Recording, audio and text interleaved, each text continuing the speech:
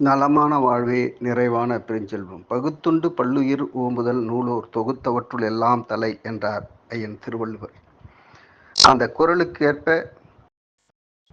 அடுத்தவருக்கு உதவும் நல்ல உயர்ந்த உள்ளங்கள் ஒன்று கூடி பல்வேறு நலத்திட்ட உதவிகளை இலவசமாகவும் எளிய தவணை முறையிலையும் பல்வேறு தொழில் வாய்ப்பு அந்த கருவிகளை உபகரணங்களை ஏழை எளிய மக்களுக்கு வழங்க காத்திருக்கிறார்கள்.